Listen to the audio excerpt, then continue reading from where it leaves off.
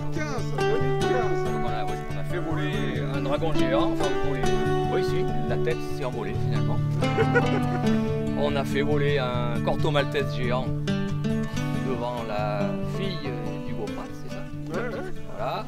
On a fait voler plein de petits avions pour célébrer Marie-Bassier à Régade. Et là, Laurent voulait absolument que je fasse voler un ballon, mais un ballon c'est compliqué, puis le dessin c'était moins sympa, donc on va faire voler 2 cerfs-volants. Le premier que vous allez voir, c'est des jeunes qui ont été en chantier de jeunes toute cette semaine, un chantier de jeunes volontaires pendant 10 jours. Donc les matins ils faisaient des travaux d'utilité générale, des sentiers à nettoyer, un sentier mémoire au Champ-Sèvres sur la résistance, un sentier nature. C'est eux qui ont tout nettoyé, planté les poteaux, etc. Et puis comme il pleuvait vendredi, j'aurais demandé de faire un grand cerf-volant. Donc c'est leur œuvre. Et le second cerf-volant, c'est mon œuvre de ce matin. Vous allez voir la différence picturale qui est assez considérable. Moi j'avais moins de temps. Donc on va essayer de les faire voler, parce que c'est jamais gagné. Donc normalement, un cerf-volant, il faut toujours que ça vole face au vent. Donc le vent d'habitude, il descend ici. Et là, aujourd'hui, il a tendance à être... il monte, je veux dire, normalement. Et là, il a tendance à descendre. Donc on va être obligé de courir vers le haut. Allez, le premier.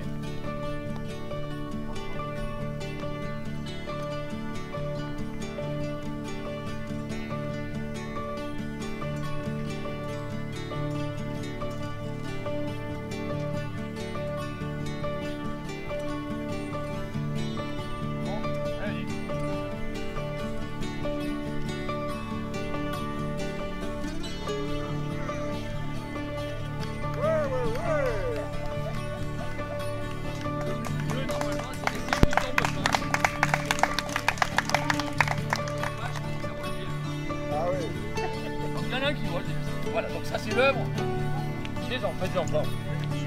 Déjà, des ados. Super, merci beaucoup, magnifique. Voilà. Ah oui, beau travail. Voilà. Et voilà. Alors, le deuxième c'est une autre forme, ça c'est un cerf-volant delta et ça c'est un cerf-volant dont la forme s'appelle luge.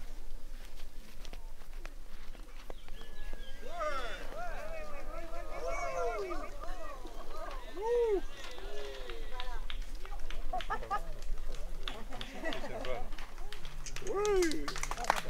Bravo.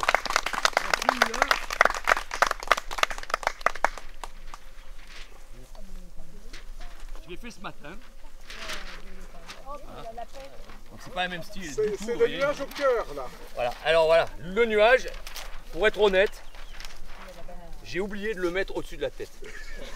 Et quand j'ai vu ça, j'ai dit merde. Et puis je me suis dit, non, c'est vachement bien. Je vais dire à Laurent, voilà, qu'à force de nous dire qu'il y avait le nuage vert dans notre tête, il est rentré dans notre cœur. Ah, bravo. Voilà. Bravo, Mais c'était pas fait exprès du tout. Hein. Soyons honnêtes. Ah oui, mais enfin, bon, le résultat est là, donc tout, on voilà. va l'interpréter comme ça. Un grand merci. Je vais prendre le micro.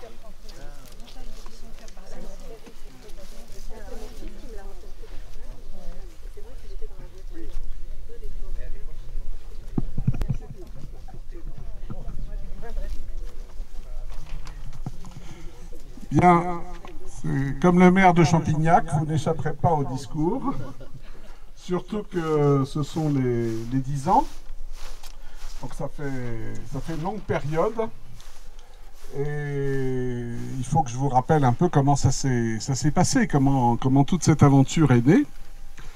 Moi je suis arrivé sur alors je circulais dans tout le sud-ouest de la France pour des raisons familiales, donc... je ne suis pas en terrain totalement inconnu, mais je suis arrivé et j'ai acheté une maison sur ce territoire en mai 2014. Et en septembre 2014, un kidnapping s'est opéré. J'ai été réquisitionné.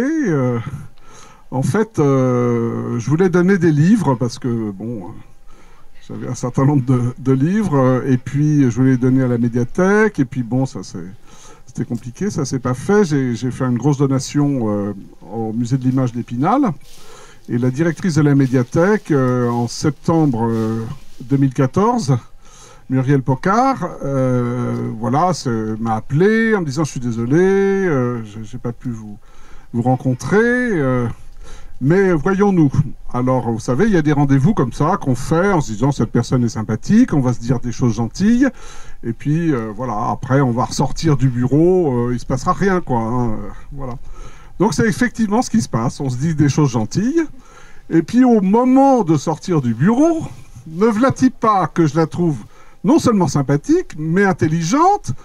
Et quand les gens sont intelligents, j'ai envie de les taquiner. Je ne taquine que les gens que je trouve intelligents, agréables, voilà. Et je me mets à ce moment-là, pour mon plus grand malheur, je me mets à la taquiner en disant « Bon, écoutez, je viens d'arriver sur ce territoire, il y a le plus grand couloir forestier de France, une ville qui est préservée, des gens qui ont l'esprit vif, c'est formidable. Mais alors, ce qui m'étonne quand même, c'est que d'un point de vue culturel, en dehors de la fête de la fraise de Beaulieu, il n'y a pas grand-chose, quoi. Bon, pour un territoire aussi passionnant, c'est quand même, moi, ça me semble un peu difficile. Alors là, Muriel, très intelligente, me fait une opération cirage de bottes de première classe. Monsieur Gervereau, quelle chance de vous avoir sur ce territoire. Ah, vous êtes là, il faut absolument nous aider. Ah, mais oui, mais bien sûr, mais faisons un festival. Mais évidemment... Alors, j'étais pas venu là du tout pour ça. Hein. J'avais acheté une maison pour profiter de ce lieu, faire venir des amis, de la famille. Enfin bon, pas du tout pour ça. Et alors là, je la retoque un peu et puis je lui dis, bon, écoutez, c'est assez simple. Sur le principe, je suis prêt à beaucoup de choses, mais j'aime pas perdre mon temps. Et donc, de deux choses l'une. Soit on fait un truc original et ambitieux, soit on fait rien, parce qu'on va perdre son temps pour des trucs qui n'ont aucun intérêt, et moi, ça m'intéresse pas. Ah, mais oui, mais on va vous aider et tout ça. Et donc, à la Toussaint 2014, elle a réuni beaucoup de forces vives du territoire, et je leur ai proposé un certain nombre de choses, de principes, pour ce qui est devenu ce jour-là les rencontres promenades histoire de passage. Donc en prenant l'origine du nom d'Argentat, qui est le passage de la rivière, hein, en gaulois et en romain, donc c'était déjà une manière de s'inscrire sur le territoire, et puis c'est une belle notion, hein, cette notion de passage, et puis en ayant un principe, c'est que ce serait extrêmement divers et il n'y aurait pas de vedette. C'est-à-dire que les gens soient connus ou pas connus, que les gens soient d'ici ou d'ailleurs, chaque événement est un événement important. Et on se promène d'un endroit à un autre avec des événements importants. Pour vous donner un exemple, j'avais eu l'accord de France Gall pour venir parler de Mireille, parce qu'elle a fait partie du petit conservatoire de la chanson, et que Mireille, d'origine juive, s'était réfugiée à Argentat avec Emmanuel Berle, caché par des justes pendant la guerre, et France Gall, donc, était d'accord pour venir évoquer Mireille à Saint-Bonnet les Tours de Merle. Et puis malheureusement, elle a eu une rechute de son cancer, mais elle était tout à fait d'accord. Il n'y avait pas le nom de France Gall sur l'affiche, il n'y avait pas France Gall en gros sur le programme. Elle était une des personnes qui parlait pendant Histoire de passage. Et c'est l'esprit de ce qu'on fait, et ça permet un certain nombre de rencontres. Alors on a eu des personnes qui nous ont été fidèles dès le départ, et ça c'est formidable. Donc évidemment, il a disparu, Philippe Archeguet, ah, tu es là, bon, qui nous a aidés dès la première édition. Muriel Pocard, bien sûr, France Chastain, qui a été essentiel parce que moi j'étais encore à Paris avec des fonctions qui me prenaient quand même pas mal, et donc France et Muriel se sont beaucoup occupés de l'organisation, et puis on a eu la confiance du maire de l'époque, ce qui est pas évident parce qu'il aurait très bien pu dire qu'est-ce que c'est que ce truc, qui était Jean-Claude Laignac, qui nous a fait confiance dès le démarrage. Donc on a eu comme ça tout un circuit d'amitié, et ce circuit d'amitié, il a duré à travers le temps. On a été soutenu rapidement par la municipalité, par la communauté de communes, par le département. On a la contribution de la région Nouvelle-Aquitaine.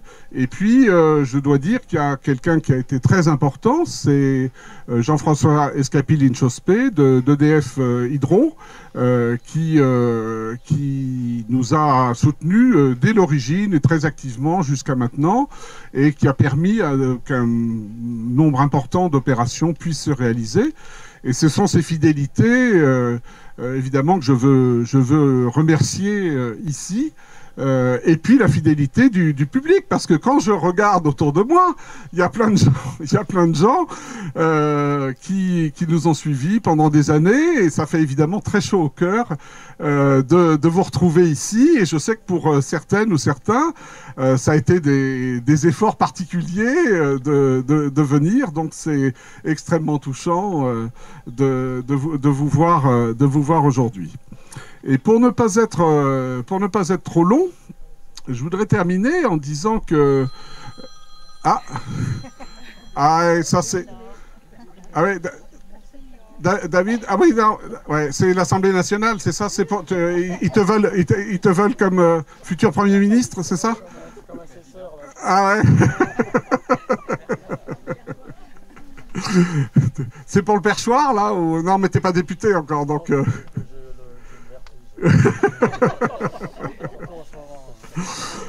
Bon, je voudrais terminer sans être sentencieux en disant que ce qui me fait plaisir dans Histoire de passage et puis dans cette aventure qui a démarré en 2017 avec un accord de partenariat entre le maire d'Argentat-sur-Dordogne, le président de la communauté de communes, le président du département, le président de la Fondation René Dumont, qui est au Brésil aujourd'hui, qui est Marc Dufumier, parce qu'on a une dimension environnementale importante, et puis le président d'Histoire de passage, c'est Nuages Verts, donc cette aventure qui a commencé à ce moment-là, c'est faite sur le même principe, c'est-à-dire un principe je dirais, d'indéfinition. C'est-à-dire qu'aujourd'hui, on essaye de faire du marketing en se mettant en avant pour un truc ou pour un autre, de se montrer ou de montrer les personnes en limitant les choses. Et finalement, Histoire de passage, ce que j'aime bien, c'est que c'est insaisissable. Donc quand on me dit qu'est-ce que c'est, je dis bah oui, c'est de la gastronomie, mais c'est aussi parce que vous allez manger des choses, mais c'est aussi parler de nouvelles méthodes d'agriculture, ou c'est aussi écouter de la musique, ou c'est aussi avoir des créations dans l'espace public, puisqu'on va avoir vous verrez la carte des trésors du nuage, avec tout ce qui a marqué le territoire et qui est resté sur le territoire, offert par les artistes. Donc c'est beaucoup de choses, et donc il y a pas de définition possible. Et je crois que ça c'est vraiment important aujourd'hui, où nos sociétés sont tellement enfermées, sont tellement fracturées, où les gens essayent de se vendre pour une chose ou pour une autre en excluant les autres.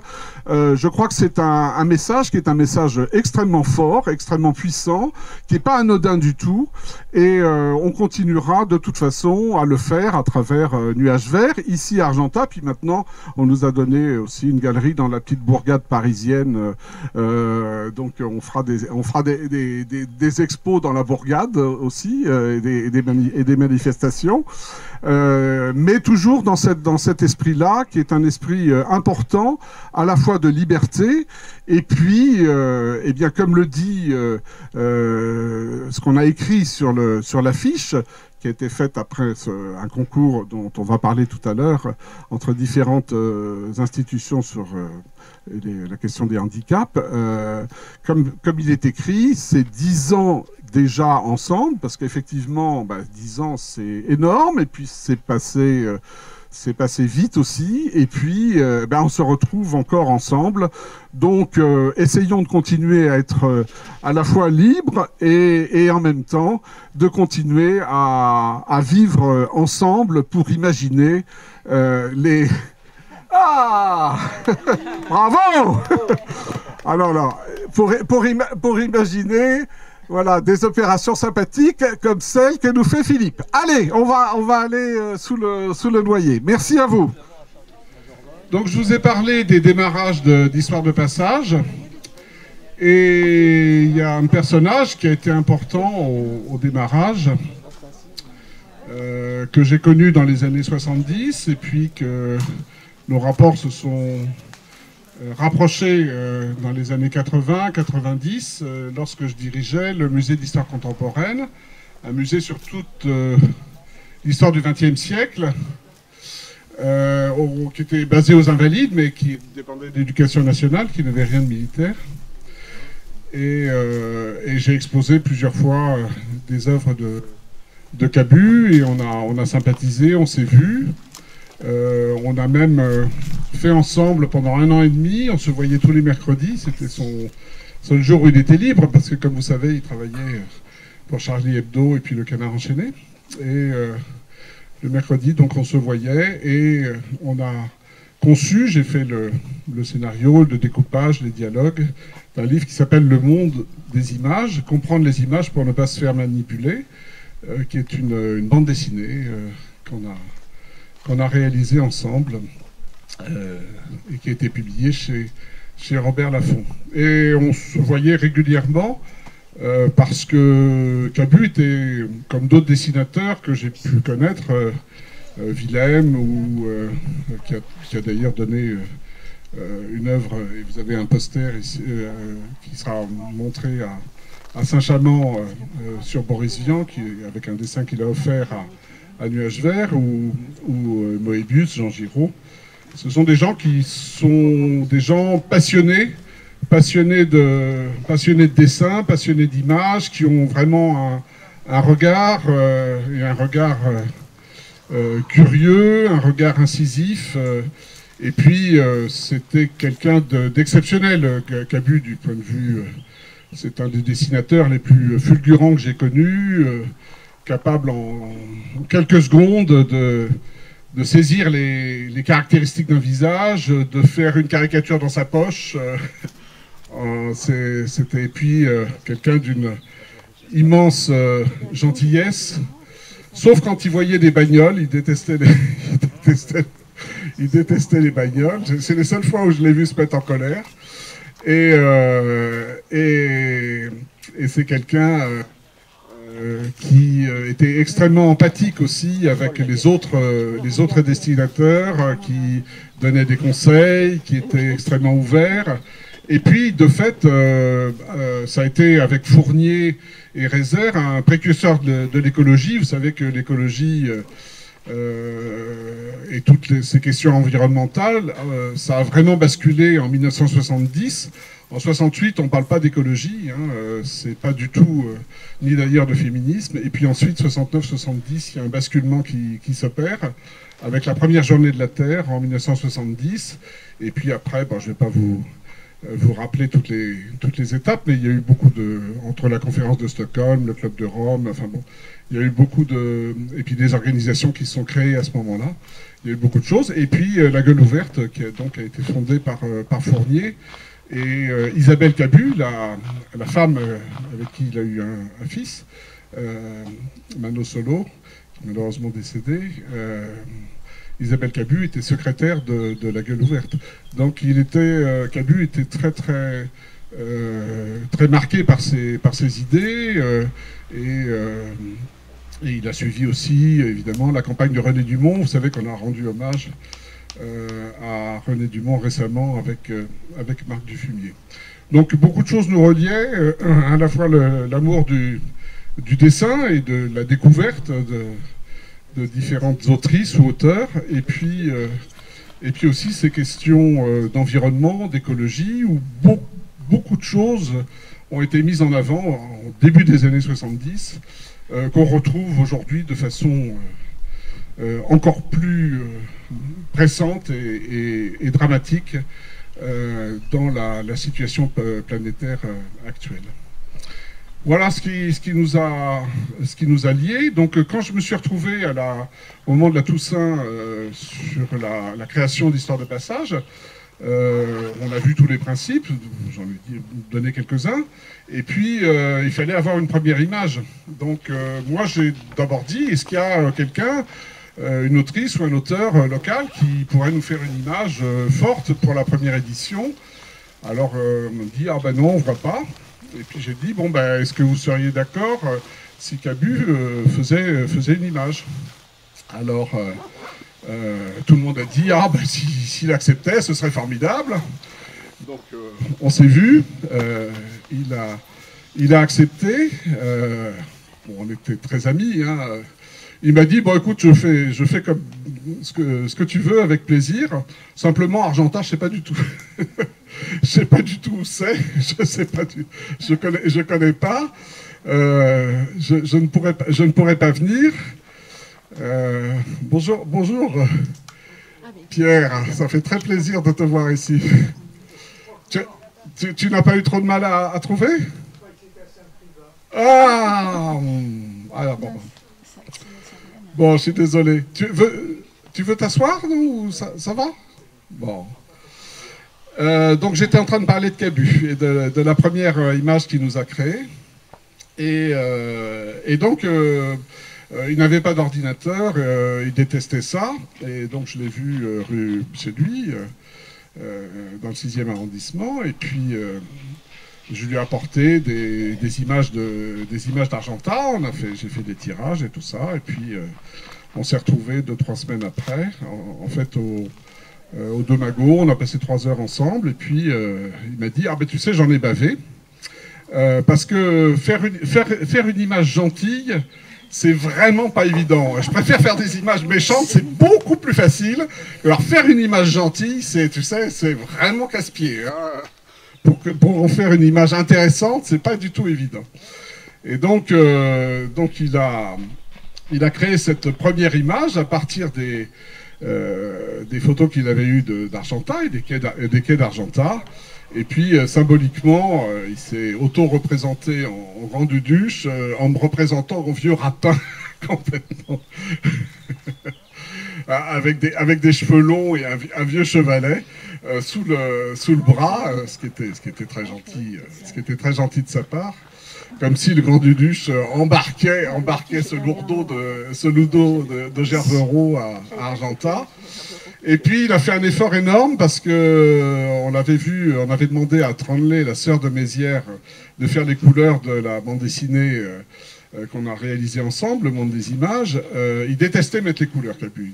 Ça lui cassait les pieds. C'est pas qu'il les mettait mal, mais il détestait ça. Il aimait dessiner, mais il aimait pas faire les couleurs. Et donc là, il a fait l'effort, il m'a dit, bon, bah, d'accord, écoute, je te ferai les couleurs. Donc il a fait les couleurs de ce premier dessin que nous avons. Et on a passé 3 heures à parler voilà, de différents sujets, dont le dessin avec passion. C'était en décembre 2014, et jamais une seconde, on aurait pu imaginer, ni l'un ni l'autre, que le 7 janvier, il y aurait cet assassinat terrifiant. Donc ce dessin et cette affiche, qui a été notre première affiche, est devenue à ce moment-là la dernière affiche de Cabu pour une manifestation. Et c'est évident que ça nous a beaucoup... Enfin moi, évidemment, je pense à lui comme je pense à Topor, comme je pense régulièrement à beaucoup de personnes disparues qui me sont proches. Et voilà. Et dans ma folie personnelle, on continue à se parler, je continue à les entendre. Et donc c'est quelque chose qui évidemment nous a marqué. Et pour ce 10e anniversaire, évidemment, je tenais absolument à lui rendre hommage. Donc l'année suivante, on a demandé un sculpteur, dont vous verrez une sculpture qu'il a réalisée à Haute-Fage, qui s'appelle Les Saumons Amoureux. Vous verrez ça vendredi matin. On a demandé donc à Guillaume Andelot de prendre le dessin de Cabu et puis de prendre le visage du personnage principal et d'en faire une sculpture. C'est cette sculpture donc qu'on a présentée et que je tenais à représenter à nouveau pour nos 10 ans, parce que je pense que sa générosité de départ, qui était constitutive de son personnage, évidemment est un signe fort pour nous et pour continuer ce type d'action que nous faisons, puisque Histoire de passage, c'est un échange de générosité. Les gens viennent, ce n'est que du bénévolat, les gens viennent gratuitement, Nous sommes entourés de bénévoles. Moi, je travaille toute l'année en dépensant en fait pour Nuages Verts sans rien gagner et en travaillant énormément. Et je pense que c'est grâce à ça qu'on arrive à avoir un certain esprit, à une certaine voilà, par cet échange de générosité et par les temps qui courent. Je crois que ce sont des signes qui sont vraiment importants et qu'il faut perpétuer. Voilà pourquoi je voulais rendre hommage à Cabu. Ça me semblait un devoir pour le démarrage de cette 10e édition.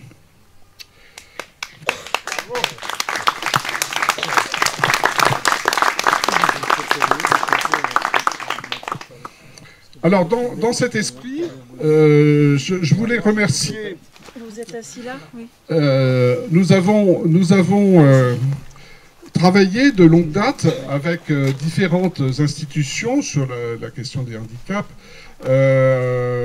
Dernièrement avec la Fondation John Bost à La Force, et puis évidemment localement avec les institutions de Mercœur, de Servières-le-Château et les Trois Chênes à Rillas-Sainte-Rie. Je suis extrêmement reconnaissant de ce travail qui est fait.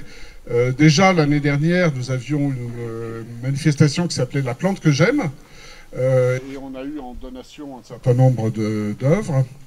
Et puis cette année, donc il y a eu une opération participative avec un vote de ces différentes. Ah, c'est peut-être la sculpture qui fait écran. Avec un vote qui s'est réalisé, et ça me semblait important pour le 10e anniversaire, donc on puisse avoir ce travail participatif entre ces trois institutions. Et la personne qui a été choisie, je n'ai absolument pas triché, vraiment pas triché.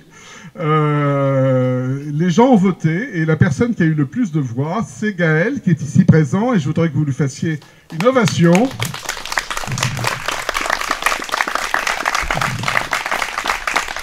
On suit son travail depuis plusieurs années. Il nous a fait des donations et à différentes occasions. Son travail, je trouve, est très fort et très puissant. C'est quelqu'un qui a vraiment un talent avec un travail très différent suivant ses réalisations.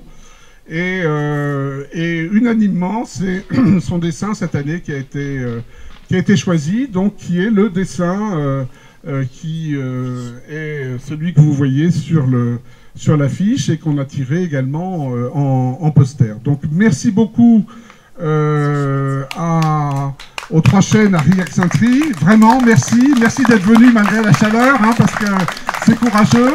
Et puis un immense merci à Gaël, qui est, je te le dis Gaël, vraiment un artiste qui a vraiment quelque chose, vraiment je te l'avais déjà dit l'année dernière, et nous, on est contents de défendre ce travail.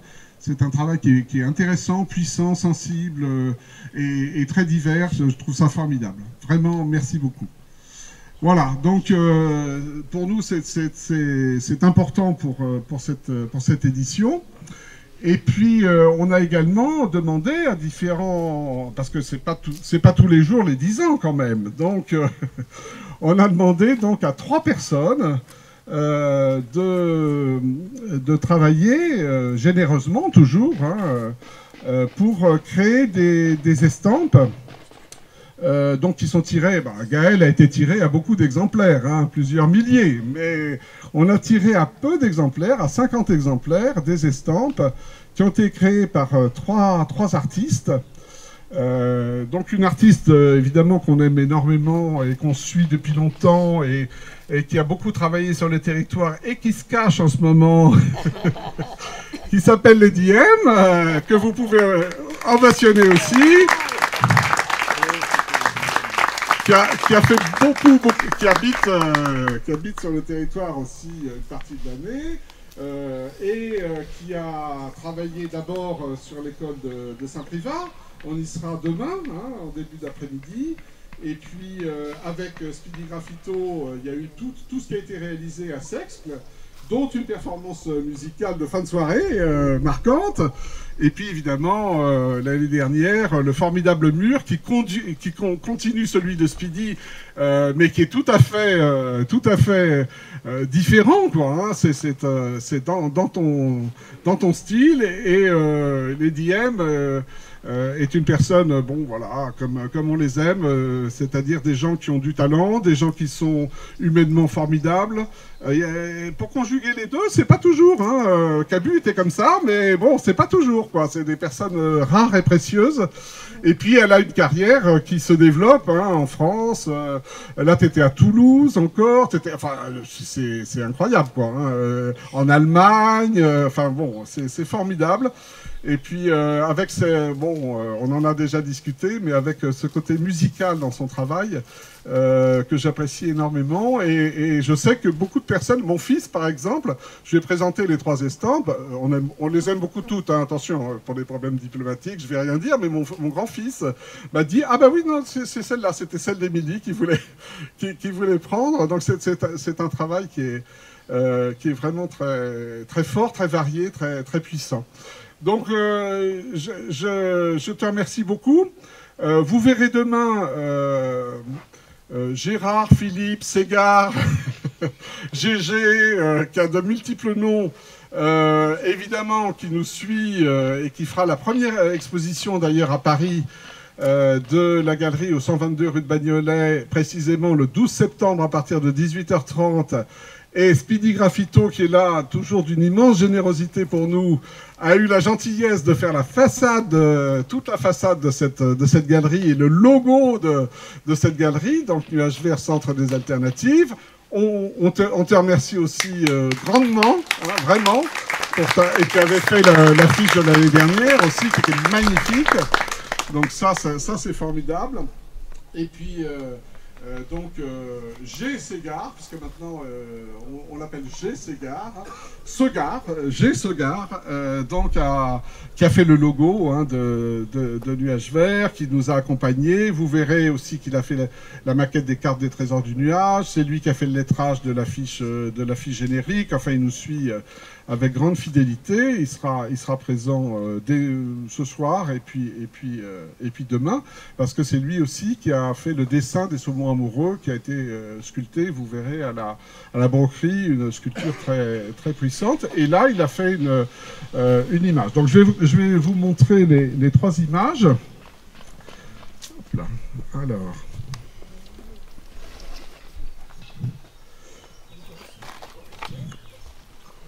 Voilà. Ça c'est celle de... Ouais. Ça c'est celle d'Émilie. Lady M, qui est d'accord pour la signer. Hein, si certains souhaitent. C'est le moment ou jamais. Hein, attention, parce que... Ça c'est celle de Claire Malary, qui a été Grand Prix Artémisia de la bande dessinée. Alors, elle est dans l'autre sens. Qui était Grand Prix Artémisia de la bande dessinée, et Chantal Montelier. C'est grâce à Chantal Montelier qui est où, Chantal qui est... Ah, t'es là, t'es tout près. C'est grâce à Chantal qui a une énergie extraordinaire pour ce prix Artémisia. On est partenaires et sur les femmes autrices de bande dessinée qui ont été vraiment pendant longtemps très très très très maltraitées, notamment à Angoulême. Et donc Chantal a tenu à bout de bras ce prix Artémisia. Et Claire Malary, grâce à toi, on a sympathisé. Et grâce à mon idole ici présente, donc, qui nous a hébergés, mon prix et moi, qui sommes un peu SDF au départ, mais grâce à lui, on n'a plus été quelques années. Et Laurent nous a hébergés à AgroParisTech, l'école dont il était l'un des directeurs. Et nous a fait profiter d'un magnifique amphithéâtre de je ne sais pas combien de places. C'était très difficile à occuper par les machos de la BD qui venaient vraiment au compte-gouttes. Il ne fallait surtout pas qu'ils viennent soutenir Artémisia. Ils y auraient perdu leur dignité et leur virilité. Donc Laurent nous a vraiment beaucoup aidés. Donc bravo à Laurent, le plus grand féministe gauchiste que je connaisse. Bon, je ne vais plus oser parler, mais je te remercie beaucoup et je t'embrasse. Voilà, donc Kamala c'est une personne délicieuse qui vit en Bretagne, dans les bois. On est allé chez elle, dans son atelier, qui a un rapport très puissant à la nature, et donc qui nous a offert ce nuage avec des feuilles vertes qui évoquent la fin d'Histoire de passage, vous savez, où on jetait, on va recommencer cette année, on jetait des feuilles avant de s'embrasser, on jetait des feuilles dans la Dordogne. Et puis, bien sûr, la troisième image, last but not least, c'est notre ami donc G. Segar qui a composé donc cette image. Il sera là ce soir et puis demain. Donc toujours ce côté à la fois de l'humour. Il y a un côté philosophe chez lui aussi. Enfin bon, c'est quelqu'un qui a un regard particulier sur le monde que j'apprécie, avec cette personne qui souffle un nuage qui est en train de faire de la pluie sur une grenouille, la grenouille de la météo, bien sûr. Et donc, elle est en train de transformer le temps, quoi. Hein, voilà. C'est une très belle image, et tout ça sur un tapis qui est une grande feuille. Voilà. Donc, vous avez ces trois estampes que vous pouvez auprès d'Alexandra avoir, et donc G. Segar sera là ce soir et demain, mais là vous avez la chance d'avoir Lady Anne qui est d'accord exceptionnellement. non, qui est d'accord pour vous signer son estampe.